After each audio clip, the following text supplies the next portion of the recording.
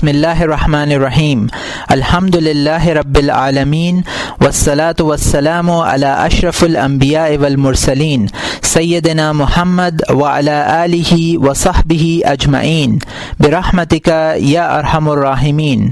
السلام علیکم ورحمۃ اللہ وبرکاتہ۔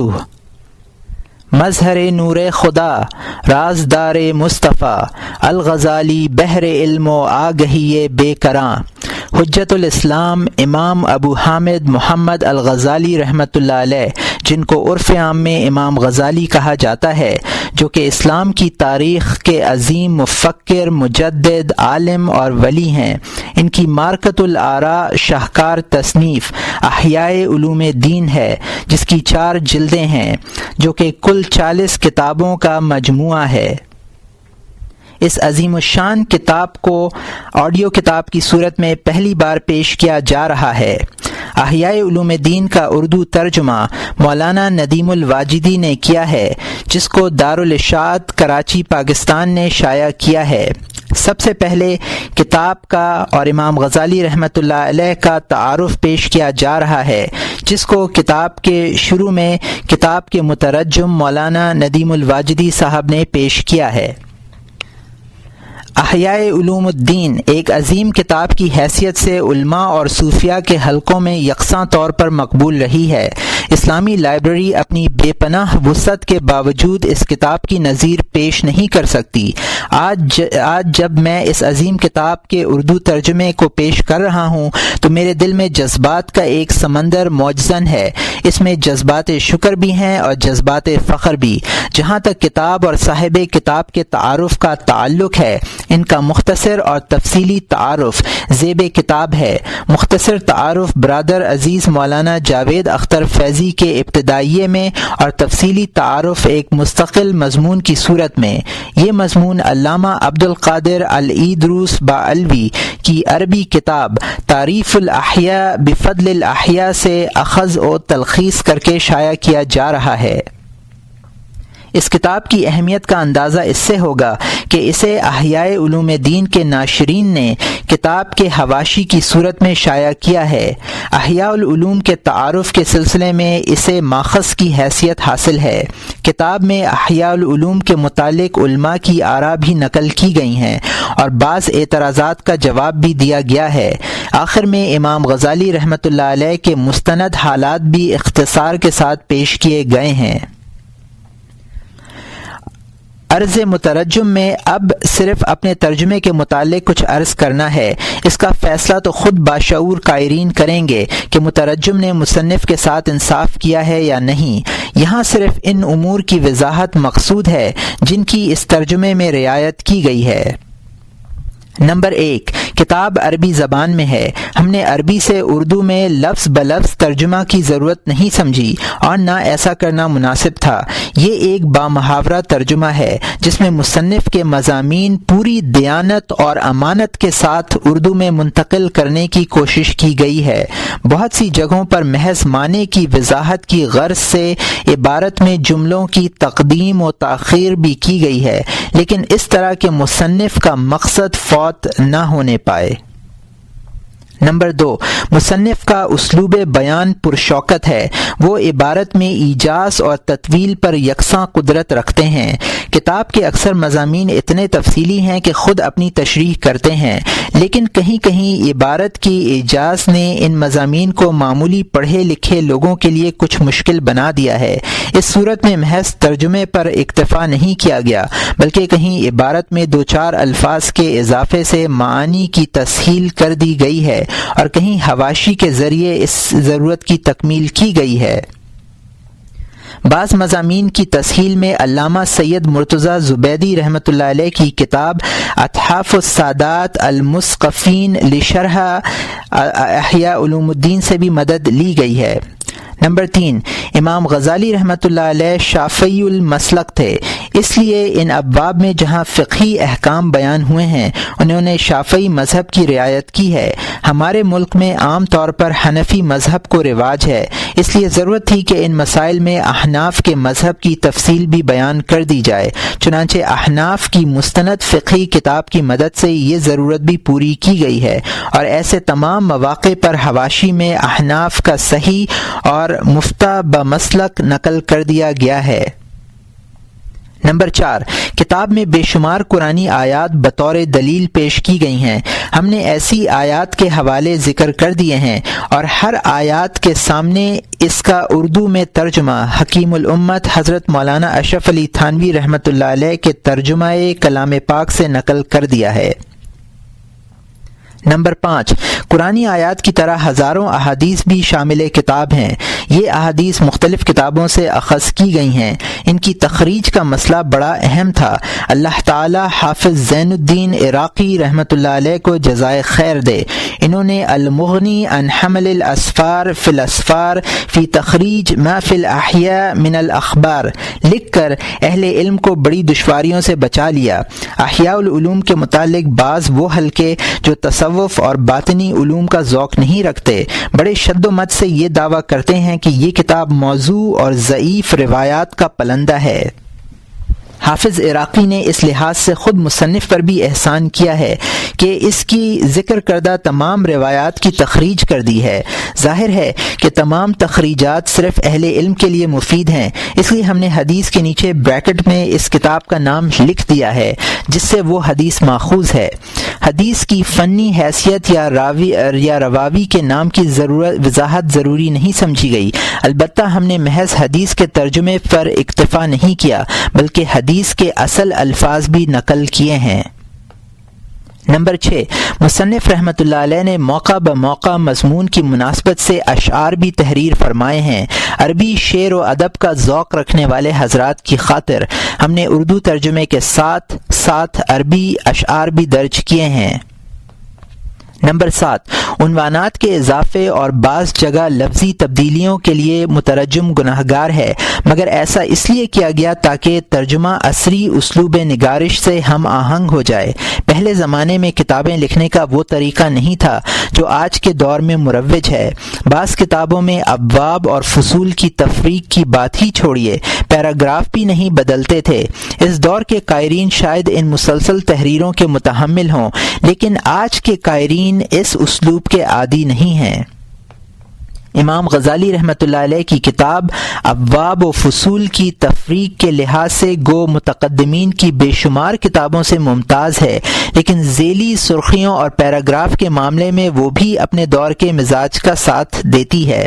ہم نے مختلف موضوعات کی کتابوں مثلا کتاب العلم، کتاب الطہارت وغیرہ کی ترتیب برقرار رکھی ہے، پھر ذیلی ابواب بھی جوں کہ توں باقی رہنے دیے ہیں، لیکن فصول کے بجائے ہر باب کو مختلف بحثوں میں تبدیل کر دیا ہے، اور ہر بحث میں مضامین کی مناسبت سے ذیلی عنوانات بھی قائم کر دیے ہیں تاکہ قائرین سہولت کے ساتھ کتاب کا مطالعہ کر سکیں۔ یہاں یہ وضاحت بھی ضروری ہے کہ کتاب کا مکمل نام احیاء علوم الدین ہے، جسے ہم نے ازراہ اختصار احیاء العلوم لکھا ہے۔ یہ کتاب اپنے مختصر نام سے زیادہ مشہور ہے۔ اس تفصیل کے بعد یہ اعتراف بھی ضروری ہے کہ صحت کے پورے اہتمام کے باوجود غلطیوں کا امکان موجود ہے۔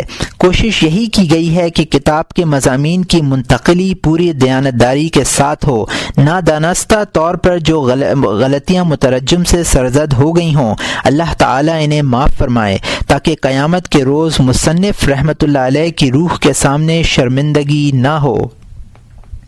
وہو الموفق المعین، ندیم الواجدی۔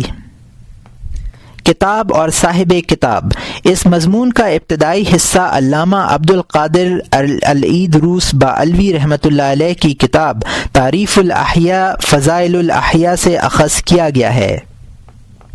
احیاء العلوم کے فضائل۔ احیاء العلوم کے فضائل و مناقب اتنے زیادہ ہیں کہ ان کا احاطہ نہیں کیا جا سکتا۔ حقیقت بھی یہی ہے کہ احیاء العلوم کے مصنف نے اپنی کتاب میں وہ حقائق و معارف پیش کیے ہیں جن سے پہلے لوگ واقف نہیں تھے۔ اس کا ہر لفظ گوہر آبدار ہے، ہر مضمون معنی کا سمندر۔ اس وقت سے آج تک اہل علم و فضل اس سمندر میں شناوری کرتے ہیں اور اپنی ہمت کے بقدر موتی سمیٹ کر لے جاتے ہیں۔ شیخ عبداللہ ابن اسعد یافعی رحمۃ اللہ علیہ فرماتے ہیں کہ علامہ اسماعیل حضرمی یمنی سے حضرت امام غزالی کی تصانیف کے بارے میں پوچھا گیا تو انہوں نے فرمایا کہ محمد ابن عبداللہ صلی اللہ علیہ وآلہ وسلم سید الانبیاء ہیں، محمد بن ادریس شافعی رحمۃ اللہ علیہ سید الائمہ ہیں، اور محمد ابن غزالی رحمۃ اللہ علیہ سید المصنفین ہیں۔ یافعی رحمۃ اللہ علیہ نے یہ واقعہ بیان کیا ہے کہ مشہور فقیہ امام ابو الحسن علی حضرہم احیاء العلوم پر شدید نکتہ چینی کیا کرتے تھے، بااثر اور صاحب حیثیت عالم تھے۔ ایک دن احیاء العلوم کے تمام نسخے جمع کرنے کا حکم دیا۔ ارادہ یہ تھا کہ جتنے نسخے مل جائیں گے انہیں جمعے کے دن مسجد کے صحن میں آگ لگا دی جائے گی، لیکن جمعے کی شب میں انہوں نے عجیب و غریب خواب دیکھا۔ انہوں نے دیکھا کہ وہ جامع مسجد میں ہیں، وہاں نبی کریم صلی اللہ علیہ وآلہ وسلم، حضرت ابو بکر صدیق رضی اللہ تعالیٰ عنہ اور حضرت عمر رضی اللہ تعالیٰ عنہ بھی موجود ہیں۔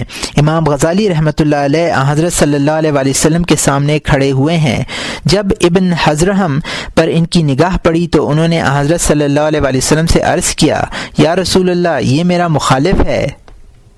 اگر میری کتاب ایسی ہی ہے جیسا کہ یہ شخص سمجھتا ہے تو میں اللہ کی بارگاہ میں توبہ و استغفار کروں گا، اور اگر میں نے اس میں وہ سب کچھ لکھا ہے جو مجھے آپ کی برکت اور اتباع سنت کے طفیل میں حاصل ہوا ہے تو اس شخص سے میرا حق مجھے دلائیے۔ امام غزالی رحمۃ اللہ علیہ کا یہ دعویٰ سن کر حضرت صلی اللہ علیہ وآلہ وسلم نے احیاء العلوم ہاتھ میں لی اور شروع سے آخر تک ایک ایک صفحہ دیکھا، پھر فرمایا، بخدا یہ تو بہت عمدہ چیز ہے۔ پھر حضرت ابو بکر صدیق رضی اللہ تعالیٰ عنہ نے کتاب اٹھائی، پوری کتاب پر ایک نظر ڈالی اور عرض کیا، اس ذات کی قسم جس نے آپ کو پیغمبر بنا کر بھیجا، یہ تو بڑی عمدہ کتاب ہے۔ آخر میں حضرت عمر فاروق رضی اللہ تعالیٰ عنہ نے کتاب لی، اس پر ایک نظر ڈالی اور کچھ تعریفی جملے کہے۔ حضرت صلی اللہ علیہ وسلم نے حکم دیا کہ فقیہ علی بن حضرہم کی پشت ننگی کی جائے اور اس پر وہ حد جاری کی جائے جو مفتری پر جاری کی جاتی ہے۔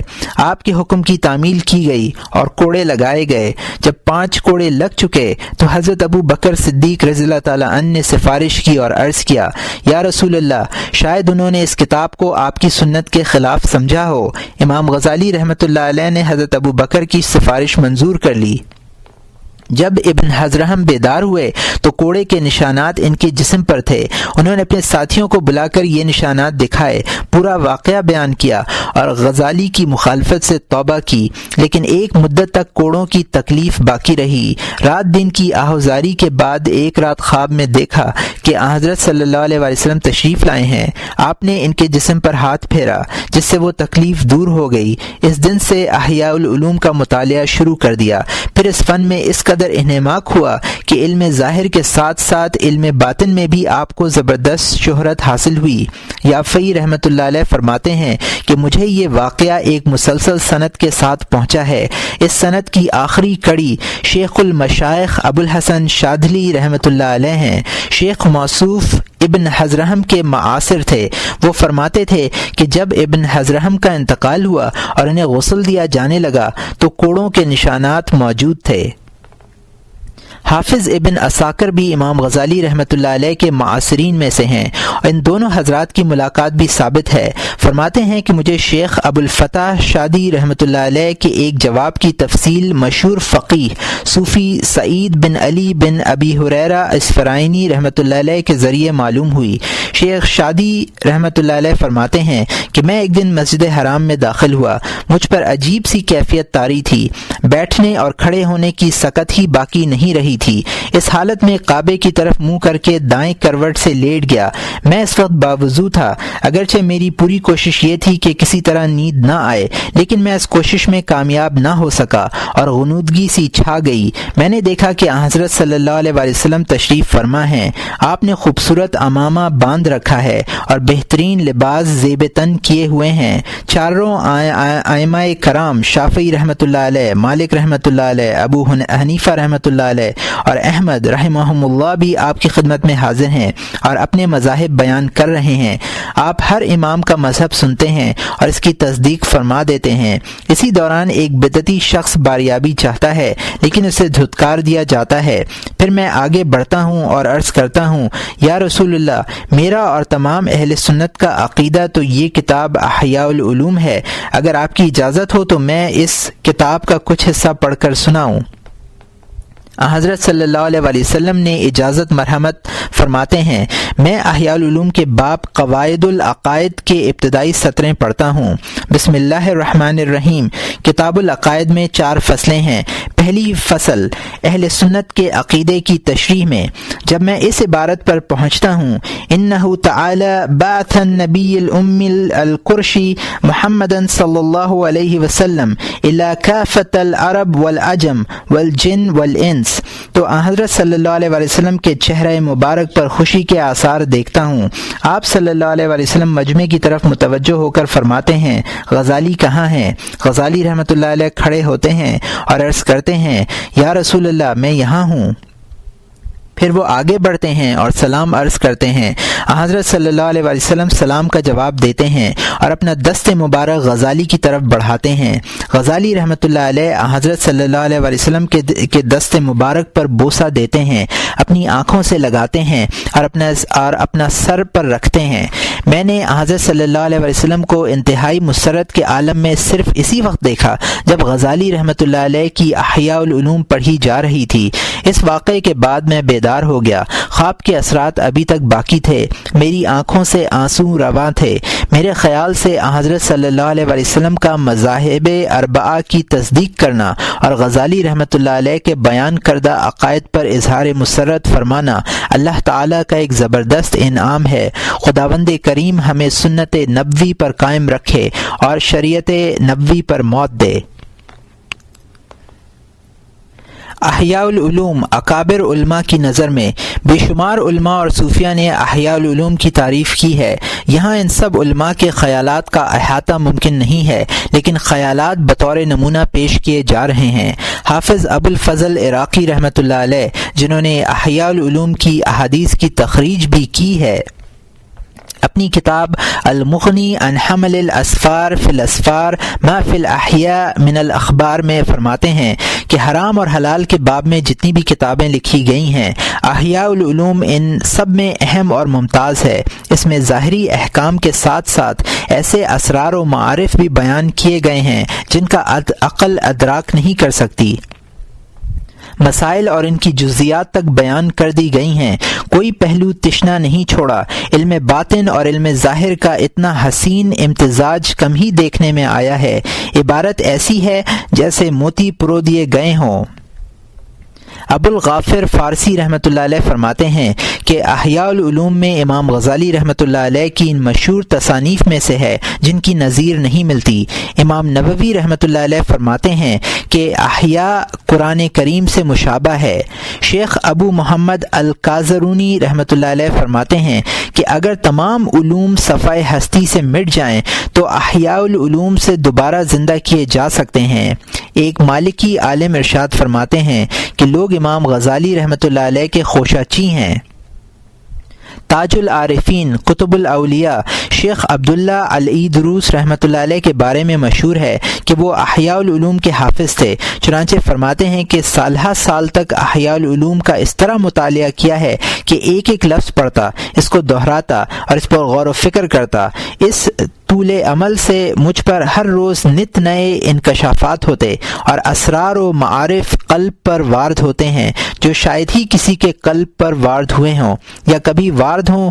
اس تعریف کے بعد انہوں نے لوگوں کو احیاء العلوم کے مطالعے کی اور اس پر عمل کرنے کی دعوت دی، چنانچہ فرماتے ہیں، میرے بھائیوں، کتاب و سنت کا اتباع کرو۔ میری مراد اس شریعت کی اتباع ہے جس کی تشریح امام غزالی رحمۃ اللہ علیہ کی کتابوں میں کی گئی ہے، خاص طور پر احیاء العلوم میں تذکیر موت، فقر، زہد، توبہ اور ریاضت نفس کے ابواب کا مطالعہ کرو۔ ایک اور موقع پر شیخ العیدروس نے فرمایا، اول و آخر، ظاہر و باطن اور فکر و اعتقاد، ہر اعتبار سے کتاب و سنت کو لازم پکڑ لو، اور کتاب و سنت کی تشریح حجت الاسلام امام غزالی رحمۃ اللہ علیہ کی کتاب احیاء العلوم ہے۔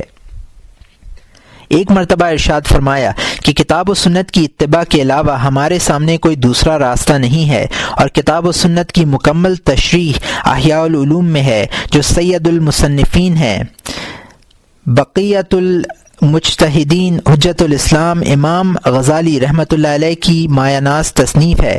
ایک موقع پر یہ الفاظ کہے، احیاء علوم کو لازم پکڑو، یہ کتاب اللہ تعالیٰ کی توجہات اور عنایت کا مرکز ہے۔ جو شخص احیاء العلوم کا مطالعہ کرتا ہے اور اس پر عمل کرتا ہے، وہ اللہ کے رسول، ملائکہ اور اولیاء کی محبت کا مستحق ہو جاتا ہے۔ غزالی رحمۃ اللہ علیہ نے شریعت و طریقت اور حقیقت کے درمیانی فاصلوں کو ختم کر دیا ہے۔ ایک جگہ فرمایا، اگر اللہ تعالیٰ مردوں کو دوبارہ زندہ کر دے تو وہ لوگوں کو صرف احیاء العلوم کی وصیت کریں گے۔ فرمایا، غزالی رحمۃ اللہ علیہ کی کتابوں کی تاثیر پوری طرح واضح ہے، آزمودہ ہے۔ تمام عارفین کی متفقہ رائے یہ ہے کہ امام غزالی رحمۃ اللہ علیہ کی کتابوں سے شغف اور ان کے مطالعے کے التزام سے زیادہ نفع بخش اور خدا سے قریب کرنے والی چیز کوئی دوسری نہیں ہے۔ امام غزالی رحمۃ اللہ علیہ کی کتابیں کتاب و سنت کا لب لباب ہیں، معقول و منقول کا حاصل ہیں۔ میں علی اعلان یہ بات کہتا ہوں کہ جو شخص احیاء علوم دین کا مطالعہ کرے وہ ہدایت یافتہ لوگوں کے زمرے میں شامل ہے۔ فرمایا، جو شخص اللہ اور رسول کے علماء ظاہر اور علماء باطن کے راستے پر چلنا چاہتا ہے، اسے امام غزالی رحمۃ اللہ علیہ کی کتابوں کا مطالعہ کرنا چاہیے، خاص طور پر احیاء علوم دین کا مطالعہ، اس لیے کہ یہ بے حد ضروری ہے۔ احیاء العلوم علم کا ناپید کنار سمندر ہے۔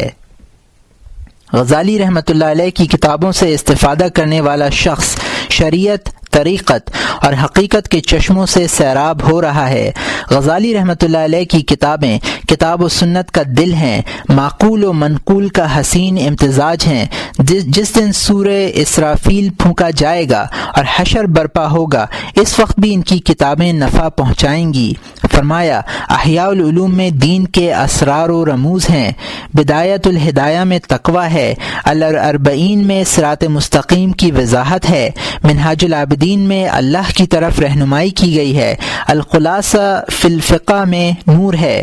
شیخ عبداللہ العید روس رحمۃ اللہ علیہ کے یہ تمام افکار و خیالات ان کے پوتے علامہ عبد القادر باعلوی رحمۃ اللہ علیہ صاحب مضمون نے اپنے دادا کی کتابوں سے اخذ کیے ہیں۔ شیخ عبداللہ العید روس رحمۃ اللہ علیہ کی کتابیں غزالی رحمۃ اللہ علیہ اور ان کی کتابوں کی تعریف سے بھری پڑی ہیں۔ میرے والد عارف باللہ شیخ ابن عبداللہ العید روس فرمایا کرتے تھے، اگر مجھے زمانے نے مہلت دی تو میں غزالی رحمۃ اللہ علیہ کے بارے میں شیخ عبداللہ العید روس رحمۃ اللہ علیہ کے تمام خیالات یکجا کروں گا، اور اس رسالے کا نام الجوہر المطلعی من کلام الشیخ عبداللہ فی الغزالی رکھوں گا، لیکن زمانے نے انہیں مہلت نہ دی۔ اللہ تعالیٰ مجھے اس کام کی توفیق عطا فرمائے۔ دادا محترم فرمایا کرتے تھے، اللہ تعالیٰ اس شخص کی مغفرت فرمائے جو غزالی رحمۃ اللہ علیہ سے متعلق میرے افکار و خیالات یکجا کر دے۔ اگر مجھ سے یہ کام تکمیل پا سکا تو بلا شبہ میں اپنے دادا کی اس دعا کا مستحق قرار پاؤں گا اور اپنے والد کی تمنا پوری کرنے کی سعادت حاصل کروں گا۔ میرے دادا کو احیاء العلوم سے اس قدر شغف تھا کہ اس کے متعدد نسخے تیار کیے تھے۔ اپنے بھائی شیخ علی رحمۃ اللہ علیہ کو احیاء علوم کی قرأت پر مامور فرمایا تھا، چنانچہ انہوں نے دادا کے سامنے کم از کم 25 بار اس کی قرأت کی۔ ہر مرتبہ ختم کے موقع پر فقراء اور طالبان علم دین کے لیے ضیافت کا خاص اہتمام ہوتا تھا۔ پھر شیخ علی رحمۃ اللہ علیہ نے اپنے صاحبزادے عبد الرحمن کو اس کام پر مامور فرمایا۔ انہوں نے بھی اپنے والد کی زندگی میں 25 مرتبہ اس کی قرأت مکمل کی۔ عبد الرحمن کے صاحبزادے شیخ ابو بکر العید روس رحمۃ اللہ علیہ نے تو یہ نظر مان رکھی تھی کہ وہ ہر روز احیاء علوم دین کا تھوڑا سا مطالعہ ضرور کریں گے۔ انہیں احیاء علوم کے مختلف نسخے جمع کرنے کا شوق بھی تھا۔ چنانچہ ان کے پاس تقریباً 10 نسخے جمع ہو گئے تھے۔ میرے والد کو بھی اس کی قرأت اور مطالعے کا بڑا اہتمام تھا۔ ہر مرتبہ ختم پر وہ بھی عام ضیافت کا اہتمام کیا کرتے تھے۔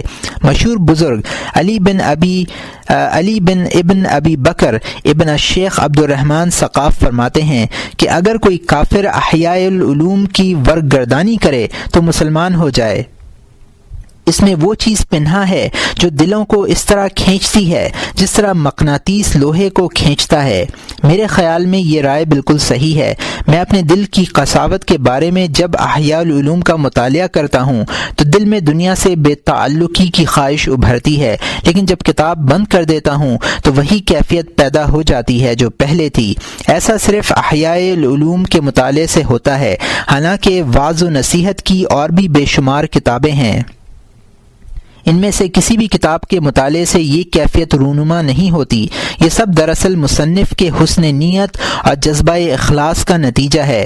کافر سے یہاں مراد وہ شخص ہے جو اپنے نفس کے عیوب سے واقف نہ ہو اور اس کی آنکھوں پر غفلت کا پردہ پڑا ہوا ہو۔ ایسا شخص اگر احیاء العلوم کا مطالعہ کرے تو اللہ تعالیٰ اس کا سینہ کھول دیتا ہے، اس کا دل ایمان کے نور سے بھر دیتا ہے۔ اس کی وجہ یہ ہے کہ اگر کوئی نیک سیرت انسان نصیحت کرتا ہے تو سننے والا اس کی نصیحت سنتا ہے اور اس پر عمل بھی کرتا ہے۔ یہ وہ لوگ ہوتے ہیں جن کا ذکر قرآن کریم کی اس آیت میں لا خوف علیہم ولا ہم یحزنون، ان کی زبانوں میں تاثیر ہوتی ہے، ان کے دل میں ایمان کا نور ہوتا ہے۔ وہ قرآن کریم کی تلاوت کریں، حدیث نبوی بیان کریں یا وعظ و نصیحت کریں، ان کی ہر بات دل پر اثر کرتی ہے۔ ایسے لوگ مختصر کلام کرتے ہیں مگر اس کا نفع بہت ہوتا ہے۔ چنانچہ مذہب مالکی میں کتاب الخلاف اور مذہب شافعی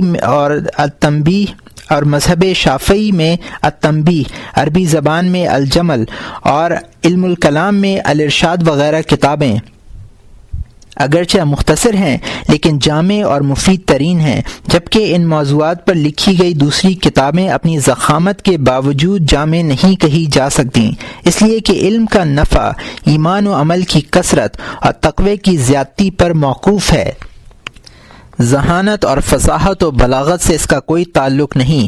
امام مالک رحمۃ اللہ علیہ فرماتے ہیں کہ علم کثرت روایت کا نام نہیں ہے، یہ ایک نور ہے جس سے اللہ تعالیٰ دل کے نہاں خانوں کو روشن کرتا ہے۔ احیاء العلوم پر اعتراضات کا جائزہ۔ احیاء العلوم اپنے دور میں ایک متنازع فی کتاب کی حیثیت سے سامنے آئی۔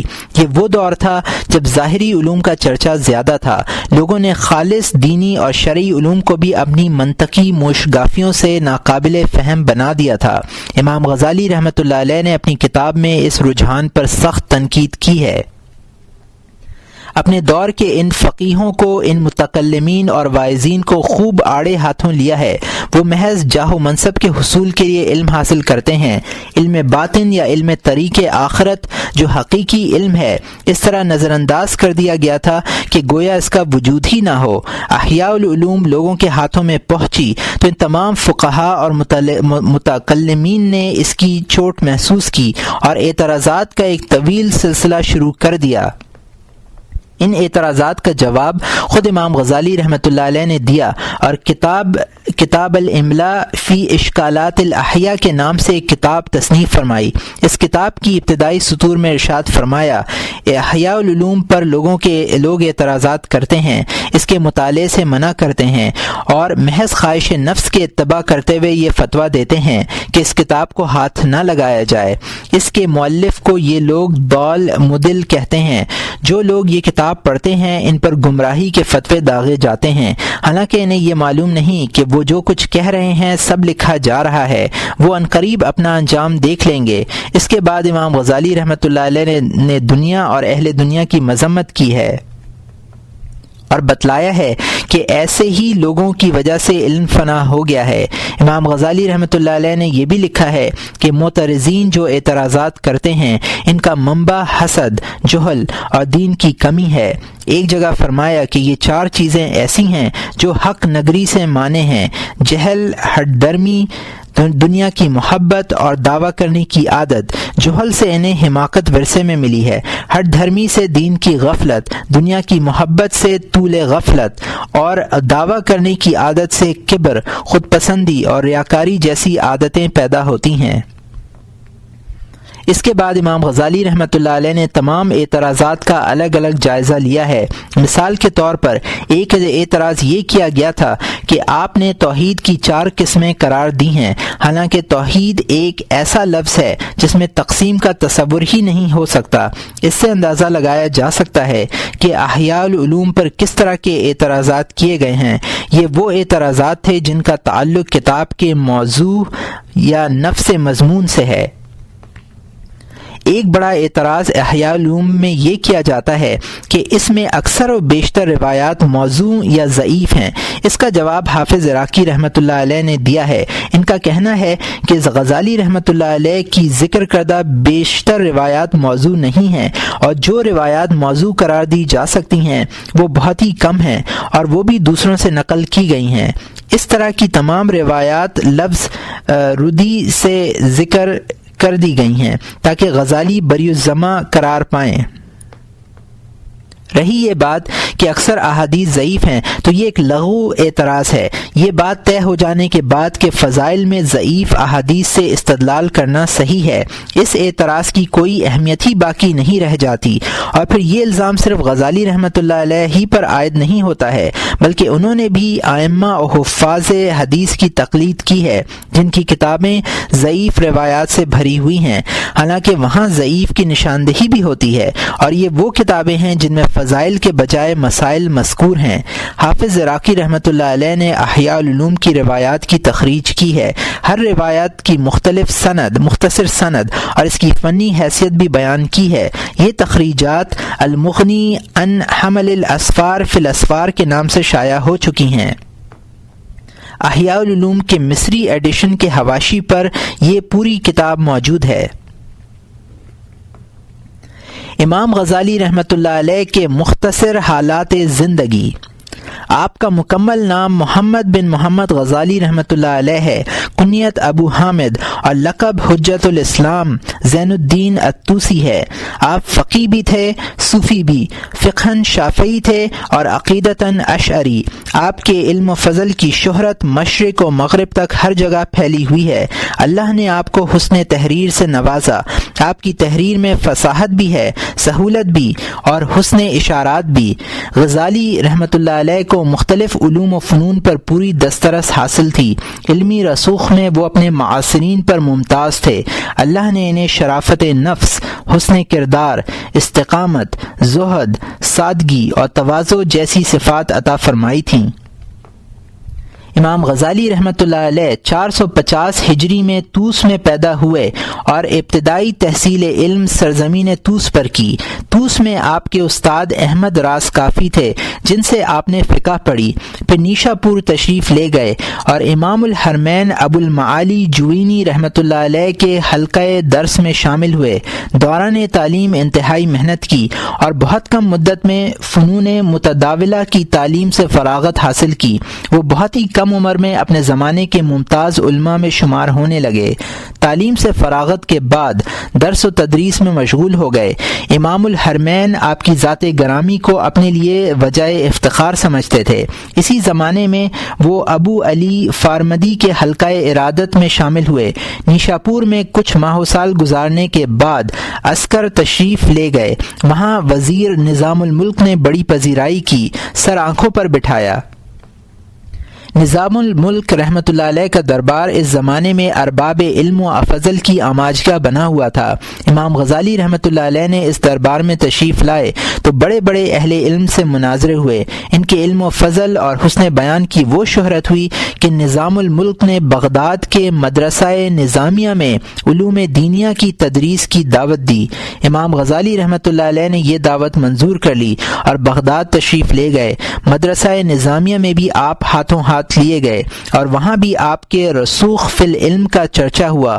خراسان کی امارت کے بعد عراق کی امارت بھی آپ کے حصے میں آئی۔ بغداد کے وزراء، عمراء اور دارالخلافہ کے ذمہ دار ان سب پر آپ کی بےحد تعظیم یہ سبھی آپ کی بےحد تعظیم کرتے تھے۔ لیکن ایک دن اچانک مکہ معظمہ کی راہ لی، اپنی تمام تدریسی مصروفیات ترک کر دیں، حج سے فراغت کے بعد شام تشریف لے گئے۔ ایک عرصے تک دمشق کی جامع مسجد میں لوگوں کو اپنے علوم سے فیضیاب کرتے رہے۔ جب وہاں سے بھی دل بھر گیا تو بیت المقدس روانہ ہو گئے، وہاں کے مقامات مقدسہ کی زیارت کی اور واپسی میں کچھ دن اسکندریہ رہے اور پھر اپنے وطن واپس آ گئے۔ طوس میں رہ کر آپ نے اپنا بیشتر وقت تصنیف و تالیف میں صرف کیا۔ اکثر کتابیں یہیں لکھیں، جن میں کیمیاء السعادہ، جواہر القرآن، معیار العلم، میزان العمل، القسطاس المستقیم، معارج القدس اور منہاج العابدین وغیرہ کتابیں قابل ذکر ہیں۔ طوس میں آپ نے ایک خانقاہ اور ایک مدرسہ بھی قائم کیا۔ خانقاہ میں دور دراز سے لوگ آتے اور اکتساب فیض کرتے۔ آپ اپنی نگرانی میں انہیں مختلف وظائف کی تعلیم دیتے۔ حلقہ درس میں بھی طلبہ کا ہجوم رہتا۔ آپ زیادہ تر تفسیر، حدیث اور تصوف کی کتابیں پڑھاتے۔ 14 جمادی الاخری بروز دوشنبہ 505 ہجری میں وفات پائی۔ وفات کے بعد بہت سے واقعات ظہور میں آئے جن سے امام غزالی کی اخروی درجات کی بلندی کا پتہ چلتا ہے۔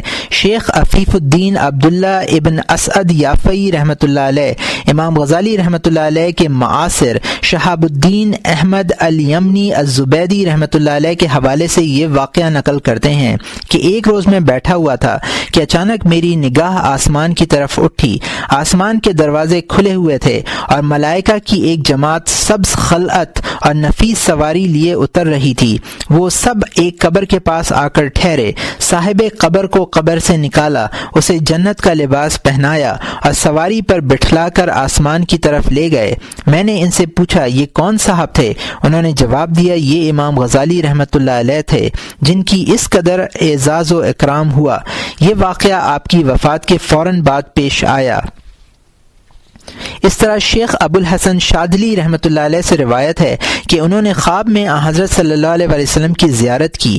آپ صلی اللہ علیہ وسلم کے ساتھ حضرت عیسیٰ اور حضرت موسیٰ علیہم السلام بھی تھے۔ حضرت صلی اللہ علیہ وسلم نے غزالی کی طرف اشارہ کر کے دونوں جلیل القدر پیغمبروں سے پوچھا کیا تمہاری امت میں کوئی ایسا عالم ہے؟ دونوں پیغمبروں نے نفی میں جواب دیا۔ شیخ شاذلی رحمۃ اللہ علیہ نے تو یہاں تک فرمایا کرتے تھے کہ غزالی رحمۃ اللہ علیہ کے وسیلے سے اللہ سے دعا مانگو۔ ایک حدیث میں ہے ان اللہ تعالی یحدث لہذا الامت من یجد دلها دینہ علی راس کل 100 سنہ۔ اللہ تعالیٰ اس امت کے لیے ہر صدی میں ایک ایسا شخص پیدا کرے گا جو اس کے دین کی تجدید کرے۔ اس حدیث کی تشریح کرتے ہوئے مشہور محدث اور فقیہ حافظ ابن عساکر رحمۃ اللہ علیہ فرماتے ہیں کہ پہلی صدی کے مجدد عمر بن عبدالعزیز ہیں، دوسری صدی کے امام شافعی، تیسری صدی کے امام ابو الحسن الاشعری، چوتھی صدی کے ابو بکر باقلائی رحمۃ اللہ علیہ اور پانچویں صدی کے ابو حامد محمد الغزالی رحمۃ اللہ علیہ ہیں۔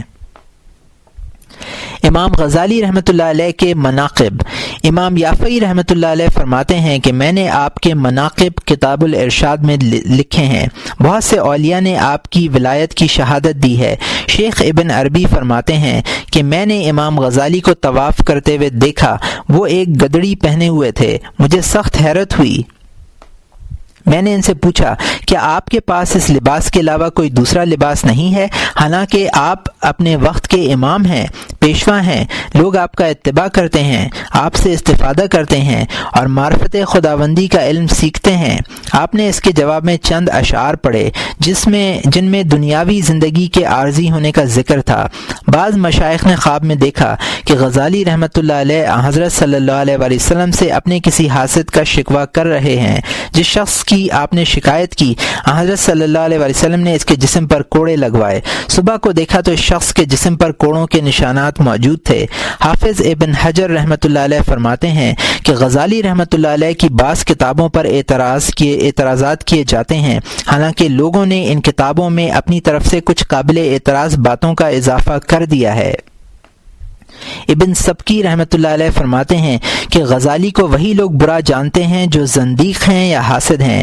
شیخ عارف ابو العباس المرسی رحمۃ اللہ علیہ امام غزالی رحمۃ اللہ علیہ کا تذکرہ کرتے ہوئے فرماتے ہیں کہ وہ صدیقیت کے عظیم مرتبے پر فائز تھے۔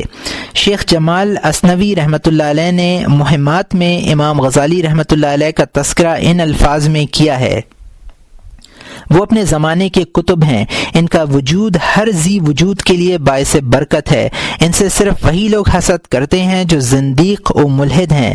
غزالی رحمۃ اللہ علیہ نے جس طرح اپنے کمال علم میں منفرد ہیں، اسی طرح ان کی تصانیف بھی اپنی نظیر نہیں رکھتی، خصوصاً احیاء العلوم، جس کے مطالعے سے اہل علم کبھی سیر نہیں ہوتے بلکہ ان کی پیاس بڑھتی ہی رہتی ہے۔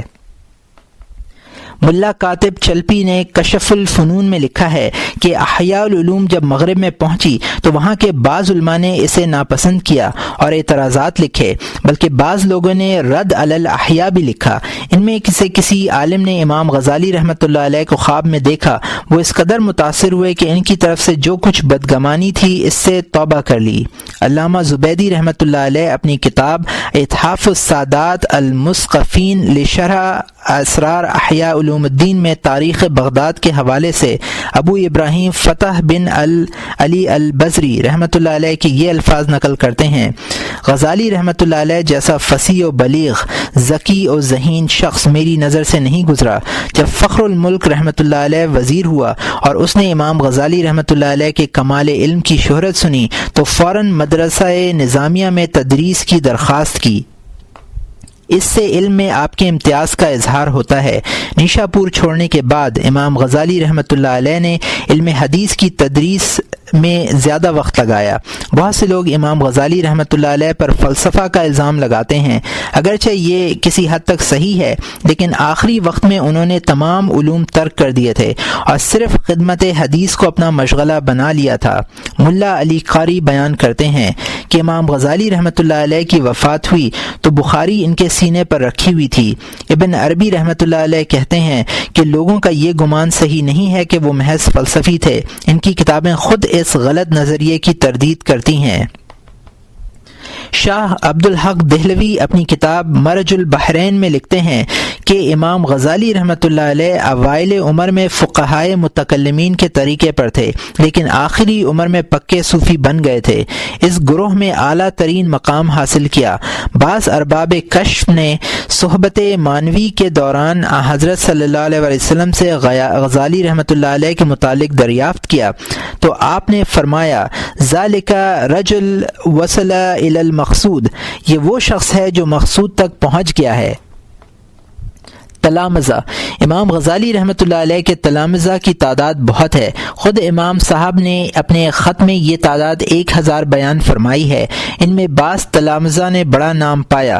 ان کے کچھ ممتاز شاگردوں کے اسماء گرامی یہ ہیں: قاضی ابو نصر احمد بن عبداللہ، ابو الفتح احمد بن علی، ابو منصور محمد ابن اسماعیل، ابو سعید محمد ابن اسعد، ابو حامد محمد ابن عبد الملک، ابو سعید محمد بن علی کردی، ابو سعید محمد ابن یحییٰ نیشاپوری، ابو طاہر امام ابراہیم، ابو الحسن علی ابن مظہر دینوری، ابو الحسن علی بن مسلم جمال الاسلام وغیرہ۔ ان میں سے ہر شخص آسمان علم کا آفتاب و مہتاب تھا۔ تصنیفات: امام غزالی کی تصانیف بھی بے شمار ہیں، اگرچہ انہوں نے 54-55 برس کی عمر پائی۔ تقریباً 20 برس کی عمر کے بعد تصنیف و تالیف کا آغاز کیا۔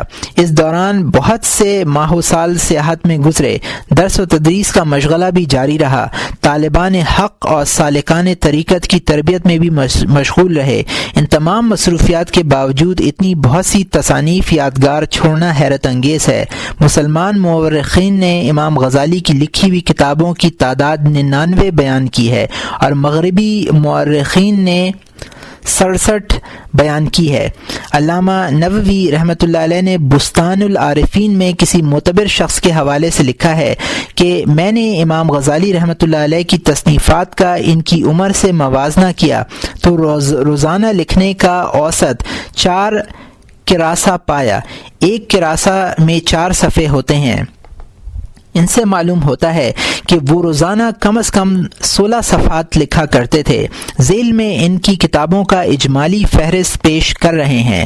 نمبر 1 احیاء العلوم، نمبر 2 املاء علی مشکل الاحیاء، نمبر 3 40، نمبر 4 اسماء الحسنى، نمبر 5 الاقتصاد فی الاعتقاد، نمبر 6 اسرار معاملات الدین، نمبر 7 اسرار الانوار الالہیۃ بالآیات المتلو، نمبر 8 اخلاق الابرار والنجات من الاشرار، نمبر 9 اسرار اتباع السنہ، نمبر 10 اسرار الحروف والکلمات، نمبر 11 ایھا الولد، نمبر 12 بدایۃ الہدایہ، نمبر 13 البسیط فی الفقہ، نمبر 14 بیان القولین املاء الشافعی، نمبر 15 بیان فضائل الاباحہ، نمبر 16 بدائع صبح، نمبر 17 تنبیہۃ الغافلین، نمبر 18 تلبیس ابلیس، نمبر 19 تحافۃ الفلاسفہ، نمبر 20 تعلیقۃ فی فروع المذہب، نمبر 21 تحسین الماخذ، نمبر 22 تحسین العدلہ، 23 تفرق بین الاسلام والزندقہ، نمبر 24 جواہر القرآن، نمبر 25 حجت الوداع، نمبر 26 حقیقت الروح، نمبر 27 خلاصۃ الرسائل الی علم المسائل فی المذہب، نمبر 28 اختصار المختصر للمزنی، نمبر 29 الرسالۃ القدسیہ، نمبر 30 السطر المعون، السطر المسون، 31 شرح دائرۃ علی بن ابی طالب، 32 شفاء العلیل فی مسلۃ التعلیل، 33 عقیدۃ المصباح، 34 عجائب صنع اللہ، 35 عنقود المختصر، 36 غایۃ الغور فی مسائل الدرونی مسلۃ الاطلاق، 37 غور الدور، 38 فتاوی مشتملہ علی 190 مسئلہ، 39 الفکرہ والعبرہ، نمبر 40 فواتح السور، 41 الفرق بین الصالح وغیر الصالح، 42 القانون الکلی، 43 قانون الرسول، 44 القربت الی اللہ، 45 القسطاس المستقیم، 46 قواعد العقائد، 47 القول الجمیل فی رد علی من غیر الانجیل، 48 کیمیاء السعادہ، 49 مختصر کیمیاء السعادہ، 50 کشف العلوم الآخرہ، 51 کتھر العدہ، 52 اللباب المشتمل فی علوم الجدل، 53 المستصفی فی اصول الفقہ، 54 منخول، 55 ماخذ فی الخلاقیات بین الحنفیہ والشافعیہ، 56 المبادی والغایات، 57 المجالس الغزالیہ، 58 مقاصد الفلاسفہ، 59 المنقد من الدلال، 60 معیار النظر، 61 معیار العلم، 62 محک النظر، 63 مشکات الانوار، 64 مستظہری فی الرد علی الباطنیہ، 65 میزان العمل، 66 مواہم الباطنیہ، 67 المنہج الاعلی، 68 معراج السالکین، 69 المکنون فی الاصول، 70 مسلم السلاطین، 71 مفصل الخلاف فی اصول القیاس، 72 منہاج العابدین، 73 المعارف العقلیہ، 74 نصحۃ الملوک، 75 الوجیر، 76 الوسیط، 77 یاقوت التاویل فی التفسیر جو کہ قرآن کی تفسیر ہے اور جس کی 40 جلدیں ہیں۔ امام غزالی رحمۃ اللہ علیہ نے زیادہ تر تصوف، کلام، فلسفہ، فقہ اور اصول فقہ پر کتابیں تصنیف فرمائیں۔ بعض کتابیں ایسی شائع ہو گئی ہیں جو حقیقت میں امام غزالی کی نہیں ہیں۔ جو فہرست ابھی ہم نے درج کی ہیں ان میں المنقول ایسی ہی کتاب ہے جن کے بارے میں اہل علم کہتے ہیں کہ یہ ان کی تصنیف نہیں ہے۔ اس طرح یاقوت التاویل کے بارے میں بیان کیا جاتا ہے کہ اس کا سرے سے کوئی وجود ہی نہیں ہے۔ احیاء العلوم، یوں تو امام غزالی رحمۃ اللہ علیہ کی متعدد کتابیں بڑی شہرت کی حامل ہیں۔ فقہ میں آپ کی کتابیں عرب ممالک میں بڑے اہتمام کے ساتھ شائع کی جاتی ہیں۔ ان میں سب سے اہم کتاب الوجیر سمجھی جاتی ہے جس کی امام فخر الدین رازی سمیت متعدد اہل علم نے شروحات لکھیں۔ ان کی تعداد 70 بیان کی جاتی ہے۔ ابو المقان نے الوجیر کی احادیث کی تخریج کی۔ یہ تخریجات 7 ضخیم جلدوں میں ہے۔ حافظ ابن حجر، بدرین جماعہ، بدر زرکشی، سیوطی وغیرہ اکابر علم نے الوجیر کے خلاصے کیے۔ اسی طرح دوسری کتابوں پر بھی بیش قیمت کام ہوا، لیکن ان کی سب سے زیادہ مشہور اور مقبول عام کتاب احیاء العلوم ہے۔ اس کتاب کا موضوع اخلاق اور فلسفہ اخلاق ہے۔ مکمل اسلامی تعلیمات کا نچوڑ اس کتاب میں ملتا ہے۔ اس کتاب کے متعدد خلاصے کیے گئے اور کئی شرحیں بھی لکھی گئیں۔ مختصر کے سلسلے میں شمس الدین محمد بن علی اجلوی رحمۃ اللہ علیہ، احمد بن محمد، محمد بن سعید یمنی، شیخ ابو زکریا یحییٰ، ابو العباس احمد ابن موسیٰ، حافظ جلال الدین سیوطی کے نام اہم ہیں۔ سب سے بہترین خلاصہ واعظ المومنین ہے، ملخص محمد جمال الدین دمشقی ہیں۔ یہ خلاصہ مصر سے شائع ہوا ہے۔ سب سے بہترین، مکمل اور ضخیم ترین شرح علامہ مرتضیٰ زبیدی رحمۃ اللہ علیہ کی ہے۔ احیاء العلوم کے متعلق حافظ الاسیر نے لکھا ہے کہ یہ کتاب سفر کی حالت میں لکھی گئی ہے۔ احادیث و روایات ابو طالب مکی کی قوت القلوب سے ماخوذ ہیں، بلکہ بعض لوگوں نے تو یہاں تک کہہ دیا ہے کہ احیاء العلوم قوت القلوب کا چربہ ہے، لیکن یہ الزام صحیح نہیں ہے۔ یہ تسلیم کیا جا سکتا ہے کہ دوران تصنیف امام غزالی رحمۃ اللہ علیہ کے پیش نظر قوت القلوب رہی ہو، لیکن اس کے علاوہ بھی انہوں نے دوسری کتابوں سے مدد لی ہے۔ مقدمے میں امام غزالی رحمۃ اللہ علیہ نے یہ بات واضح کر دی ہے کہ اگرچہ اس موضوع پر کام ہو چکا ہے، لیکن احیاء العلوم حسب ذیل خصوصیات کے لحاظ سے جداگانہ نوعیت کی حامل ہے۔ نمبر 1، قدیم تصنیفات میں جو اجمال تھا وہ احیاء العلوم میں نہیں ہے۔ نمبر 2، منتشر مضامین یکجا کر دیے گئے ہیں۔ نمبر 3، جن مضامین میں غیر ضروری طوالت اختیار کی گئی ہے وہاں اختصار سے کام لیا گیا ہے۔ نمبر 4، مقرر مضامین حذف کر دیے گئے ہیں۔ نمبر 5، بہت سے ایسے مضامین کا اضافہ کیا گیا ہے جن کا قدیم کتابوں میں وجود بھی نہیں تھا۔ تو یہاں کتاب احیاء العلوم الدین کا تعارف جو کہ مترجم مولانا ندیم الواجدی صاحب نے مختلف علماء کے حوالے سے پیش کیا ہے وہ ختم ہوتا ہے۔ اب ہم امام غزالی رحمۃ اللہ علیہ کا اپنا تعارف پیش کرتے ہیں۔